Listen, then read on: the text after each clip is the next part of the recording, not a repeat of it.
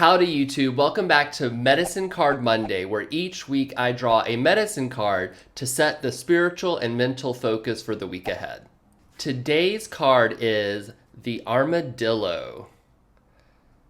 Very good card to have, especially right before holidays where you may be interacting more with family and maybe even visiting family if you've got a nice little bubble going on for the pandemic. Really great card to have, and let me tell you why. I'm so excited that I drew the armadillo because just last week I actually saw my first live armadillos in the wild.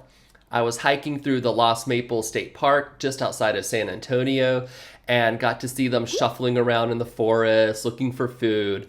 And I'm excited to really understand the greater medicine that they're bringing to us. Armadillo medicine is all about boundaries, and the armadillo wears its armor on its back. It's fully integrated so that the boundaries are a part of who the armadillo is, and it can bring itself fully to a situation because it has those boundaries clearly defined. The lesson that armadillo is teaching us here is to set boundaries from an intentional and clear space. Oftentimes, people aren't actually willing to set a boundary until it's already been crossed, until someone's already trespassed across the threshold, and we're actually in reaction rather than response.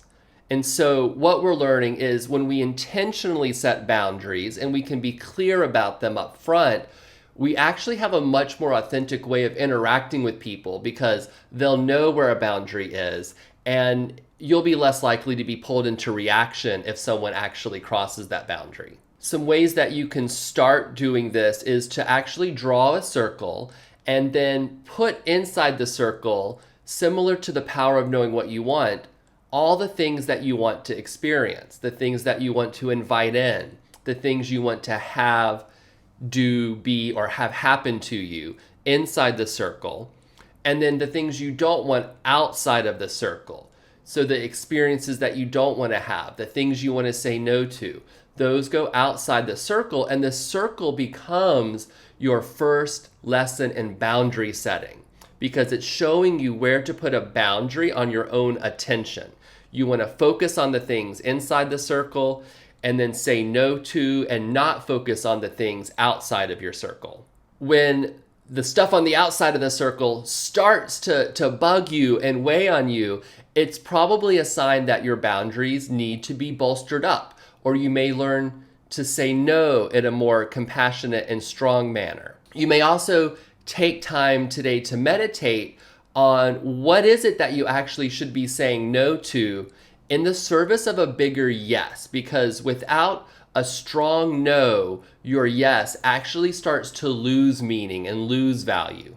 This type of boundary setting is actually setting up the world that you want to live in. We need these pictures or mental models of what boundaries can look like in a healthy and robust way so that we can actually create the world that we want to live in. And so that we can stay truly and uniquely ourselves instead of constantly being pulled into reaction or judgment because our boundaries are really soft and we can't have that type of conversation with the people who mean a lot to us. The message this week is to take the time to integrate your boundaries, to wear them as a part of yourself, fully and wholly integrated, so that you can be who you are for yourself and for the people around you. You deserve to stay true to yourself and enjoy your time here on this planet. Thanks again for joining me on Medicine Card Monday. I will see you next week with another card, and be sure to like and subscribe to my channel, and I will see you next week.